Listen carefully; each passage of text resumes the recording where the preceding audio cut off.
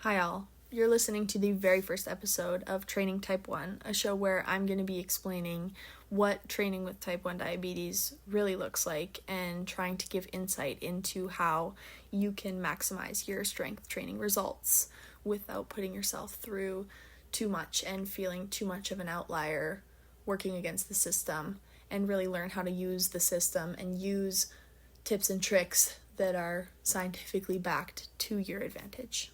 Now, hopefully you're listening to this because you did read the blog post on the website before this and you found that you are lifting consistently and eating right, but you're still not seeing that progress you want in the gym.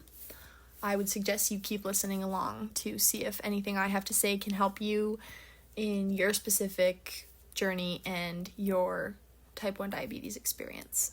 My idea behind this episode and why I chose to go solo is because I feel like I haven't read or come across a lot of information that felt like it was directed or created for me. So I'm hoping that in sharing my personal experiences in this episode, I can give somebody else some insight into a life that might look similar to theirs, or maybe that they want their life to adjust to, or something that they can change. Any one key takeaway that really anyone could take from this is just be aware of your body and how to live a healthier lifestyle. Doesn't necessarily mean following exactly what the first person you talk to says. It means taking all the information in from all the sources possible, taking that and doing what feels best for you, and then making a habit of that. My plan for this episode is to do it in 3 parts. The first part, I plan on just recapping what was already said in the blog before this, also just laying a baseline and groundwork for what I'm saying when I'm using certain terminology, just so that everyone listening is on the same page when I'm talking about certain things, especially if someone is listening and they don't necessarily have type 1 diabetes or they haven't shared in an experience with me. I want to lay a bit of groundwork so that everyone can kind of understand and have their own takeaways. In the second part, I'm going to break down what training looks like for me and where I found my success, more of a personal testimony where my challenges are, what I've struggled with, and my journey with the weight room and type 1 diabetes. And then in the third part, I'm going to go into more the general public, how this is applicable, how people can use kind of my faults and my successes to their own advantage, and some strategies to move forward. So what is actually happening?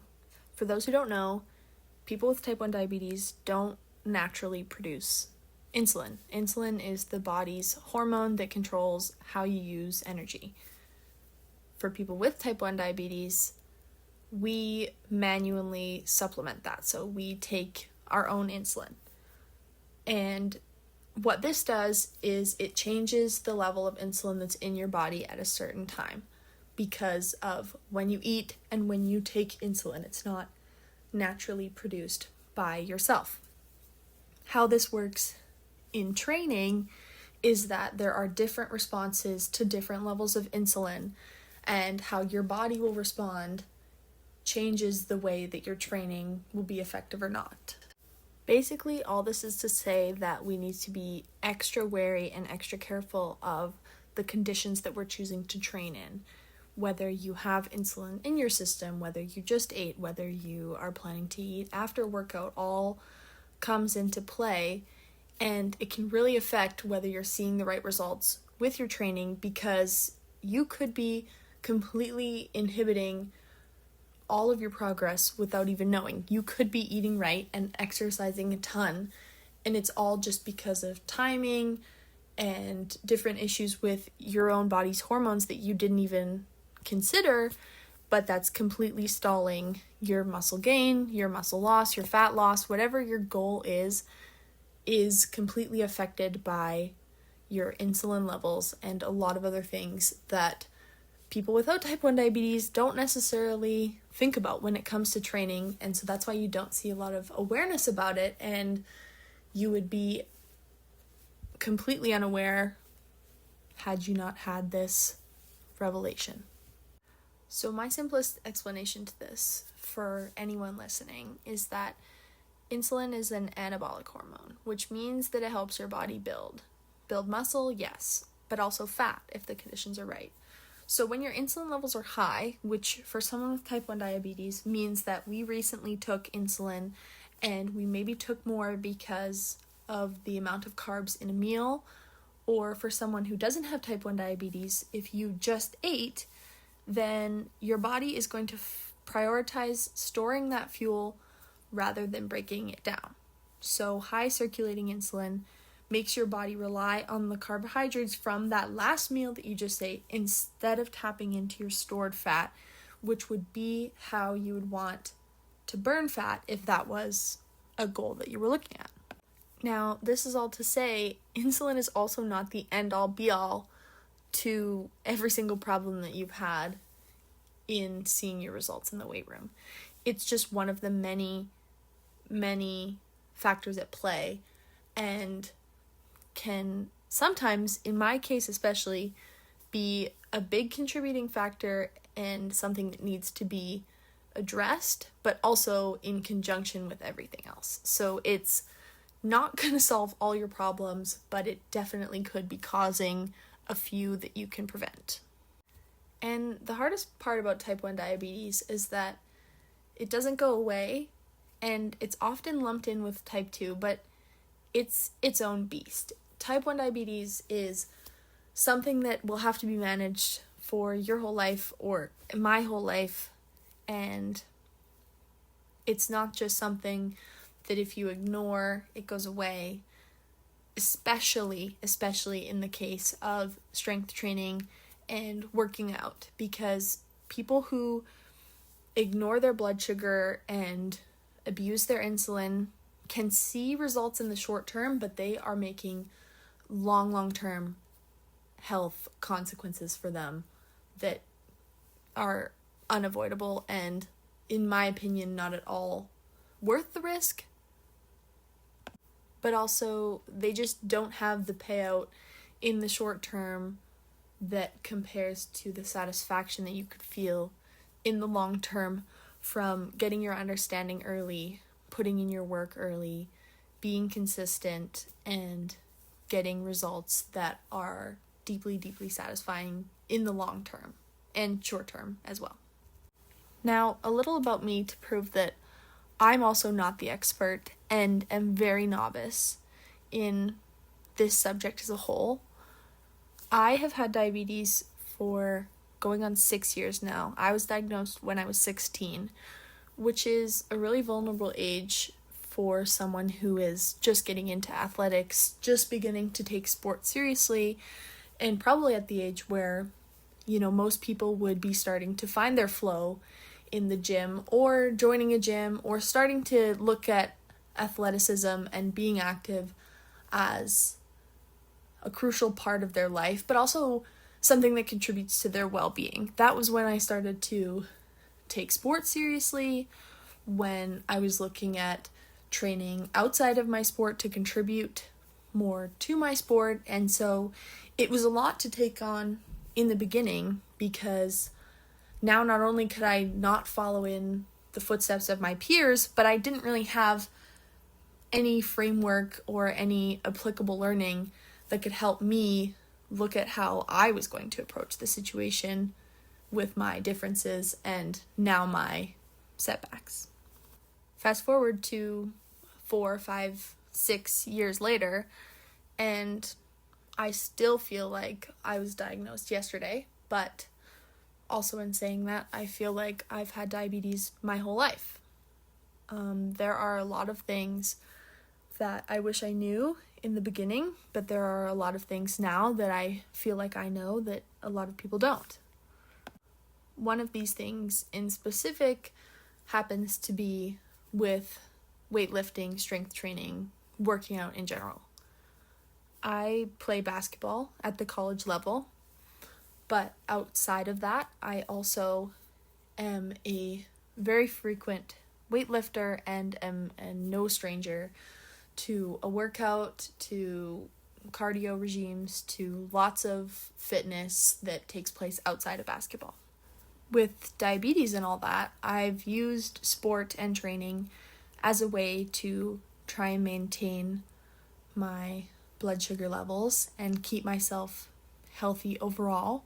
But it wasn't until recently, and I mean very recently, that I realized that even in doing that wasn't enough. There was a whole other side to training and diabetes that needed to be looked at that I hadn't even considered or thought about. But now that I've figured some of this out, it's answered a lot of questions for me. And that in itself was a big reason as to why I started this, because I hope that my realization can be someone else's realization, or it can foster a conversation being had, or not. It's also just good exercise for me to explain and talk about this and further reflect on my own journey and things that I can do better, because I can always improve. So typical training for me varies, and I have things like practice, which is an hour to 2 hours of continuous running, cardio, different drills, stop and start, a lot of exertion, a lot of cardiovascular strain, stuff like that. And then a different kind of workout for me is in the weight room. I like to do heavy lifting. I like to do Olympic style lifting, big weights, lots of reps, sometimes big weights, low reps. And then I also have extra cardio on the outside of all of this. We have game days, so there's a variety of things that contribute to what training looks like for me. Now, as an athlete, my goals in and out of the weight room are to maintain strength and my physique, but also always looking to get stronger, more explosive, faster, lift more, lift heavier. And so when something comes up and it stops me from being able to train, it really frustrates me. And when that happens, I'm always looking for the why, and I'm always looking for a pattern. Now, recently, I've seen a lot of times that when I have something like a shoot and then a practice and then a lift after practice, I was always seeing my blood sugar go low. Now, this actually does have an explanation, and it's because your body uses your insulin faster depending on what you're doing. So if I had taken insulin before shoot and lift and practice because I had eaten something, and then I go and I run around at shoot and I run around at practice, I really helped metabolize and I really helped distribute that insulin. And then by the time I get to lift, my blood sugar's low because that insulin has worked so quick and so fast. And so on the other hand, on days where I lifted first and then had practice after that, I had no problem. I didn't go low, and that didn't make sense to me because I was running both days, I was lifting both days. Why only on the days where I was lifting after practice was I going low during lift, and then on the days where I was lifting before practice, I was fine through lift and through practice. And I hope some people are in this with me, that there's nothing more frustrating than a low when you're trying to do something. It gets in the way and it takes away all of your energy. So when I was having these days where I was doing the same thing and I was eating right, and it's a very healthy day for me overall, but then I was losing out on this lift at the end of the day because my blood sugar kept on going low, and this was happening to me week after week. But again, on the days where I was lifting before practice, it wasn't happening to me. So all this to say is that when you run and when you exert yourself in a cardio setting, you are really spreading that insulin around. You are making sure that there is a massive trigger of insulin all across your body. And it's different to that where you're in the weight room and you're doing these big lifts and explosive movements and breaking down the muscle. That kind of slows the trigger, slows the release of that injected insulin, and can more so stabilize your glucose and stabilize your energy levels to then prepare you to do the cardio, where you can really get some burning going as opposed to the other way where you started with the cardio and then did the lift afterwards. You might not even make it through the lift because that insulin has already peaked, been used, and now you're crashing and you have no energy and your levels are coming down and you're not optimizing. So long story short, to get the best results, I need to do resistance training, weight training first, and then finish with my cardio if I want to have those solid, consistent energy levels all the way through, and I want to get the best fat burning, insulin use. I want to get the longest store of my energy and be able to sustain that energy level all the way through all of my training. Another thing I've learned, and is scientifically backed and proven, is that type 1 diabetics need more recovery time. Just like I said before, how your energy levels and stores are much more affected by insulin levels and by external factors, your rest and recovery and muscle regeneration time is also longer. Because of this, yes. Because of other reasons, yes. So what I do and what I suggest that people do and what is proven and talked about is that we need to take more rest days between training the same muscle groups. So that's not to say that we can't work out every day. You certainly can.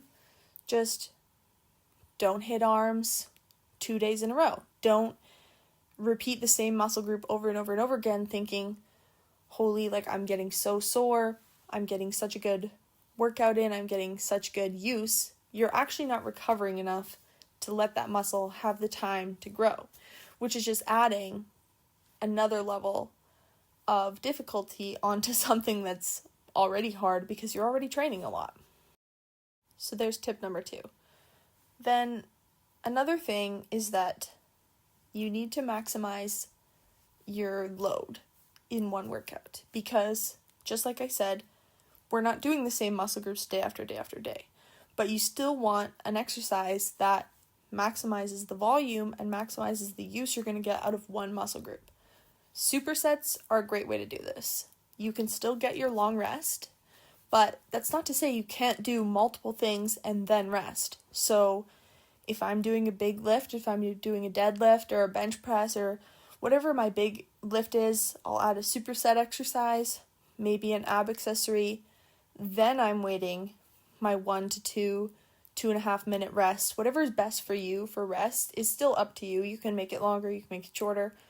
But then I'm resting at the end of the superset and then going again. So I'm still getting those patterns of fatigue and I'm still working my muscle groups and I'm still getting a good workout in, but I'm also utilizing what I know is that I need more rest to be able to give full energy every single time, again and again and again. Another thing you can do with this is drop sets or training to failure. That is another way to maximize your production without overdoing it, without being repetitive, is that like if I'm doing tricep extensions, I might do 12 and then 12, and then on the last set I'm doing 8 of a heavier weight, then 12 of a less weight, then 15 of an even less weight, and that's the end of my triceps. And then I'm waiting 2-3 days, maybe next week, till I hit that muscle group again, so that I still worked it, but I also gave it ample amount of time to regenerate, because I know that for me it takes longer and I need to give more time to rest and let my muscles rebuild fully. So hopefully this is giving you a more humanized and less scientific sounding version of the little tweaks that need to be made to your training to maximize your opportunity for getting the results that you want. For me, I needed to switch the order that I'm doing things. I've become really conscious of when I'm eating in regards to when I'm going to be working out, to how much insulin I want to be taking before a workout, how long I want to wait in between sets, how long I want to wait in between doing different workouts. Same thing with inside my workouts. I want to be able to still get that training and still get the full use of my energy without getting these random experiences of all of a sudden I don't have energy where I thought I was going to have energy because my blood sugar's going lower. All of a sudden I feel like I'm weaker because I didn't take long enough rest between sets. Now, even still, this isn't a conclusive list of all the things that you need to look for and all the things that make training with type 1 diabetes so much harder and more nuanced. Now, this is only episode 1, so this list isn't conclusive at all, but I hope it fosters a sense of questioning or recognition of a pattern that's happening where you don't necessarily know what's causing this, but at least you have reason or are aware that you should be looking into it. You should be looking into patterns and seeing if there is an answer or an easy fix or a simple thing that you can change that will, in the long run, make it so much easier on yourself, which is what has happened to me. I mean, looking into all the kinds of research that there is on training with type 1 diabetes and how your blood sugar levels need to come into play and how your insulin dosing and how your training needs to be structured, all just so you can get the basic level of progress and usage that someone without type 1 diabetes gets almost automatically. Yes, it's frustrating, but it is the reality of the condition itself. So it's something to look out for, but not to be discouraged by. Because like I said before, your body isn't broken. It just is playing by these different metabolic rules, and it's definitely not due to lack of effort. There are scientifically backed reasons as to why the experience is different, and there is performance variation, but that doesn't mean that there can't be success and there can't be performance and you can't get exactly what you're wanting to get out of working out. Now, I hope I didn't get too ahead of myself, but that's all I've got for this episode, and I just hope that brings some understanding, sheds a spotlight on the intro or a good snapshot of the training environment with type 1 diabetes. It's not as different as it seems, but at the same time, it's really different, and there's a lot of nuances and a lot of things to look at. And I could go on and on, so keep an eye out for more episodes. Thank you.